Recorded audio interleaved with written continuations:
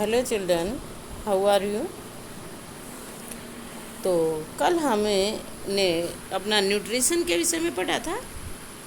बताया था कि भाई न्यूट्रिशन कैसे होता है। हम एक तो हीटरोट्रोफिक होता है, एक ऑटोट्रोफिक होता है। तो ऑटोट्रोफिक के अंदर हमें फोटोसिंथेसिस के विषय में पढ़ रहे थे, और फोटोसिंथेसिस के जो जो इवेंट्स होते हैं हमने बताया था कि ये मेन है, ये पढ़ा। और फिर हमने बताया कि जब फोटोसिंथेसिस होता है, 4 चीज़ें एसेंशियल होती हैं: water, carbon dioxide, chlorophyll and sunlight. तो अब हमें इनके विषय में एक एक करके ये स्टडी करते हैं कि ये कैसे इम्पोर्टेंट होती है, और क्या ये ना हो तो फोटोसिंथेसिस हो या ना हो। तो हमें 6.1 एक्टिविटी से स्टार्ट करते हैं कि अगर ये ना हो तो क्या हो।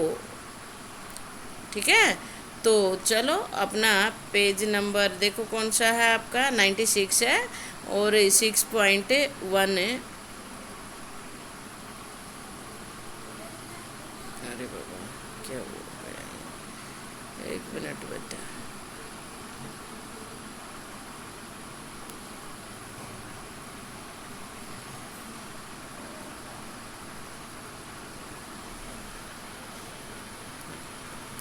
चलो स्टार्ट करते हैं। Activity 6.1, take a potted plant with variegated leaves, for example money plant और क्रोटॉन्स। एक गमले वाला पौधा लो जिसकी पत्तियाँ अलग अलग रंग की हो, वेरीगेटेड हो, धब्बेदार हो। जैसे कि मनी प्लांट की है, कुछ एक पत्ती में किसी पोर्शन में ग्रीन कलर होता है तो दूसरे पोर्शन में येलो कलर होता है, तो इस प्रकार की पत्ती लेनी है। या क्रोटॉन्स प्लांट की ले लो, keep the plant in a dark room. अब उस प्लांट को अंधेरे कमरे में रख दो। अंधेरे कमरे का मतलब क्या है, जहाँ पर धूप ना जाए। फॉर 3 डेज, और 3 दिन के लिए रखना। अब धूप ना जाए तो फोटोसिंथेसिस नहीं होगा, क्योंकि in the presence of sunlight. ठीक है, so that all the starch gets used up. क्यों 3 दिन के लिए रखा, क्यों हमने 2 दिन के लिए या 1 दिन के लिए या 2 घंटे के लिए क्यों नहीं रखा? क्योंकि 3 दिन में जो उसके अंदर एक स्टार्च बना हुआ वो सारा यूज अप हो जाएगा प्लांट के द्वारा। ठीक है, तो इसलिए हमने 3 दिन के लिए रखा। Now keep the plant in sunlight for about 6 hours. अब 3 दिन के बाद आपको क्या करना है, उस प्लांट को धूप में रख देना। ठीक है, pluck a leaf from the plant. अब एक पत्ती तोड़। अभी देखो हम यहाँ पर स्टडी कर रहे हैं कि क्या फोटोसिंथेसिस के लिए कौन सी चीज़ ज़रूरी है, कौन सी नहीं है। ये चीज़ एक एक करके, क्या क्लोरोफिल फोटोसिंथेसिस के लिए ज़रूरी है, ये एक्टिविटी हम कर रहे हैं। तो हमने ऐसी लीफ ली जिसमें ग्रीन कलर है और जिसमें येलो या कोई दूसरा कलर है। तो जहाँ पर ग्रीन कलर है बेटा वहाँ पे क्लोरोफिल है, जहाँ पर ग्रीन कलर नहीं है वहाँ पे क्लोरोफिल नहीं है। 3 दिन के लिए हमने प्लांट को अंदर रखा जिससे कि सारा स्टार्च यूजअप हो गया। अब 6 घंटे के लिए हमने धूप में रखा। 6 घंटे के लिए धूप में रखा है, इसका क्या मतलब है कि जहाँ पर ग्रीन पोर्शन है वहाँ पे तो फोटोसिंथेसिस होके स्टार्च डिपॉजिट हो गया, लेकिन जहाँ पर येलो वहाँ पे तो स्टार्च मिलेगा नहीं आपको। तो यहाँ पर आपको स्टार्च का टेस्ट करना कि किस पोर्शन पे स्टार्च है और किस पे नहीं है। स्टार्च वाला टेस्ट आपको याद होएगा कि ये आयोडीन सॉल्यूशन डालना है। यदि ब्लैक ब्लू कलर आ जाए तो स्टार्च है, नहीं तो नहीं है। तो बिल्कुल ध्यान से देखो कि 6 घंटे के लिए हमने रख लिया। Pluck a leaf from the plant है। अब एक पत्ती तोड़ लो प्लांट से। Mark the green area. Green area पे निशान लगा लो। अब पत्ती पे तो कैसे लगाओगे आप, उसके लिए ऐसा करो, एक लीव्स ट्रेस कर लो। वो पत्ती रखी और उसकी लाइन बना ली। जितने पोर्शन में येलो पार्ट है, जितने पोर्शन में ग्रीन पार्ट है, उसको मार्क कर लो कि भाई इतने में है। ठीक है, on the sheet of paper, paper की शीट पे dip the leaf in boiling water for a few minutes. अब बॉइलिंग वाटर में रख दो कुछ मिनट के लिए। अब जब बॉइलिंग वाटर में रखेंगे तो उसका कलर सारा चला जाएगा। Carefully place the above. अभी देखो आफ्टर उसके अंदर डालने के बाद 10 मिनट के फ्यू मिनट्स के लिए, आफ्टर दिस इसके बाद आपको क्या करना, इमर्ज मीन डुबो देना, it in the beaker containing alcohol. अब उस बीकर में उसको डुबो दो जहाँ पर जिसके अंदर एल्कोहल है, ठीक है। अब ये वाला बीकर जिसमें अल्कोहल है, इस वाले बीकर को क्या करोगे, gently carefully place the above beaker, इस ऊपर वाले बीकर को कहाँ पे रखना है, इन ए वाटर बाथ। वाटर बाथ का मतलब क्या हुआ, एक बड़ा बर्तन ले लिया जिसमें पानी भर लिया, ठीक है। उस पानी में हमने एक बीकर रखा जिसमें अल्कोहल है और उस अल्कोहल में पत्ती है। तो अब हम अल्कोहल को गर्म करेंगे। कैसे करेंगे, डायरेक्टली अल्कोहल को हीट ना दें, बल्कि हमें क्या करना है, हमें उस पानी को गर्म करेंगे। जैसे कि मैं अभी यहाँ पर थोड़ा सा रफ सा डायग्राम बना के दिखाती हूँ आपको। मान लो ये आपका एक बाउल हो गया, इसमें आपने पानी भर लिया, ये पानी। अब इस पानी में आपको बीकर रखा और इस बीकर के अंदर क्या है बेटा, आपकी लीफ है। अब यहाँ पर आपकी क्या है, ये आपका बर्नर है जो कि आपके इस कंटेंट को गर्म करेगा, ठीक है। तो हम पानी को गर्म कर रहे हैं, पानी गर्म होने से इसके अंदर जो अल्कोहल है और लीव जो वो गर्म हो रही, ठीक है।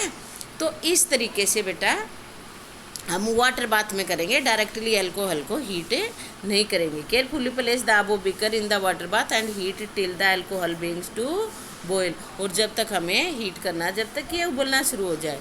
व्हाट हैपन्स, क्या होगा, पत्ती का लीफ का जो कलर है क्या होगा, सारा का सारा डिकलरेशन हो जाएगा, उस अल्कोहल में सारा का सारा कलर आ जाएगा। What is the colour of the solution, कैसा होगा, ग्रीन हो जाएगा। नाउ डिप द लीफ, अब इस लीफ को किस में डिप करो, dilute solution of iodine, iodine का डाइल्यूट सॉल्यूशन लेना फॉर ए फ्यू मिनट, कुछ मिनट के बाद। अब आप बताओ क्या होएगा, टेक आउट द लीफ, अब लीफ को बाहर निकालो, रिंज यानी कि इसको पानी से धो लो, off the iodine solution, rinse off iodine solution, iodine solution को धो के निकाल दो। Observe the colour of the leaf, अब लीफ के कलर को ध्यान से देखो। And compare this the tracing leaf, जो आपने ट्रेस किया था, जैसे कि ये, जैसे यहाँ पे इस पोर्शन पे ग्रीन है और ये क्रोटोन लीफ है बेटा, इस लीफ पे यहाँ पे ग्रीन कलर है, यहाँ पे येलो। तो जहाँ पर ग्रीन कलर है वहीं पे आपका क्या आएगा, आयोडीन का टेस्ट आएगा, यानी कि ब्लैक ब्लू कलर हो जाएगा, ठीक है। दिखाई दे रहा है ना। तो कंपेयर करो, तुलना करनी है आपको। Compare this with the tracing the leaf of the leaf done in the beginning, जो शुरू में ट्रेस की थी। व्हाट कैन यू कंक्लूड, इससे क्या कंक्लूजन निकला बेटा, इससे ये कंक्लूजन निकला जिस एरिया पे ब्लैक ब्लू कलर आया केवल स्टार्च वहीं पे, क्योंकि ये टेस्ट स्टार्च के लिए होता। About the presence of starch in the various area of the leaf, ठीक है बेटा। तो उम्मीद करती हूँ कि आपको ये क्लियर हुआ होगा। अब नेक्स्ट देखते हैं, इसका जो रिजल्ट है वो यहाँ पे है। नाउ लेट, अब समझ गए। तो अब आपको क्या स्टडी करना है, हमें 6.2 तक ही करेंगे। Now let the study how the plants obtain carbon dioxide. अब हम ये स्टडी करते हैं कि प्लांट्स कार्बन डाइऑक्साइड कैसे प्राप्त करते हैं। जैसा कि आपने 9th क्लास में सीखा, in class 9th we had talked about the stomata. Stomata के विषय में पढ़ चुके हैं कि tiny pores on the leaf surface, जो लीफ सरफेस पर छोटे छोटे पोर्स होते हैं उनको हम क्या कहते हैं, स्टोमेटा कहते हैं। मैसिव अमाउंट ऑफ गैसेज, ज़्यादातर, मैसिव का मतलब ज़्यादातर जो गैस का आदान प्रदान है, एक्सचेंज है, takes place through the leaves, leaf से ही होता है। जो ये छिद्र होते हैं, these pores for the purpose of photosynthesis, photosynthesis के कार्य के लिए। But it is important to note here, लेकिन यहाँ पर ये नोट करना बहुत महत्वपूर्ण है, दैट एक्सचेंज ऑफ गैसेज, कि जो गैसेज का आदान प्रदान है occurs across the surface of stem, कि सरफेस ऑफ स्टेम से भी होता है, रूट से भी होता है और लीव से भी एज वेल, इनसे भी होता है। लेकिन फिर भी since large amount of water can also be lost through the stomata, लेकिन आप जानते हैं कि इन स्टोमेटा से ज़्यादातर पानी लॉस हो जाता है। ट्रांसपीरेशन प्रोसेस आप पढ़ चुके हैं, दैट क्लोजेज दीज पोर्स, तो वो इन पोर्स को क्लोज करता है। When it does not need carbon dioxide for photosynthesis, जब कार्बन डाइऑक्साइड की ज़रूरत नहीं होती फोटोसिंथेसिस के लिए, तो वो इन पोर्स को बंद कर लेता है। क्यों? क्योंकि अगर खुले पोर्स रहेंगे तो ट्रांसपिरेशन हो जाएगा, पानी चला जाएगा। ठीक है ना।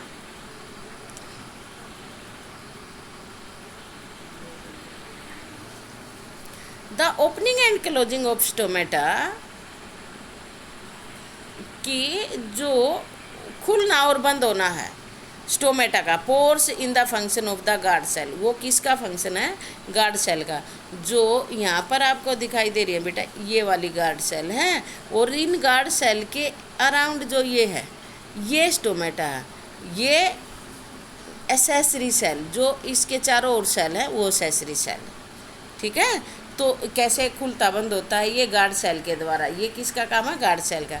The guard cell swells up when water flow into them, ये गार्ड सेल है ना, फूल जाती है जब इनमें पानी एंटर करता है। जब ये फूलेंगी तो ये वाला जो मीडियम बीच वाला पोर्स है, ये वाला पोर, ये वाला पोर छोटा हो जाएगा। जब ये श्रिंक होएंगी तो ये बड़ा हो जाएगा। Them causing the stomatal pore to opening, तो स्वेल हो जाएंगी तो ये ऐसे फूल जाएंगी, तो जब फूलेंगी तो ये ऐसे फूल जाएंगी, तो ये पोर बड़ा हो जाएगा, यानी कि खुल जाएगा। लेकिन जब इनमें पानी नहीं रहेगा तो ये वापस ऐसे आ जाएंगी। ये देखो कैसे आ जाएंगी, ये पानी नहीं रहेगा तो ये सेल ऐसे हो जाएगी, ये लो ऐसे, और ये सेल ऐसे सिकुड़ जाएगी, ये सेल ऐसे सिकुड़ जाएगी, तो ये बंद हो जाएगा। ओके बेटा। तो क्लोज दैम है causing the stomatal pore open, similarly the pore close, कब क्लोज होगा? If the guard cell shrink, यदि गार्ड सेल श्रिंक हो जाती हैं तो ये पोर क्लोज हो जाता है। तो बस आज के लिए इतना ही बेटा, आगे का हम कल करेंगे 6.2 एक्टिविटी, और फिर ये हेटेरोट्रोफिक न्यूट्रिशन क्या होता है तो आप पहले भी पढ़ चुके हैं। तो धीरे धीरे करके हम अपना चैप्टर पूरा करेंगे। इसका एक एक लाइन, एक एक वर्ड बहुत ज़्यादा इम्पोर्टेंट है, और ये चैप्टर आपका कई सारे दिनों में पूरा होगा। तो stay home, stay blessed. Thank you बेटा।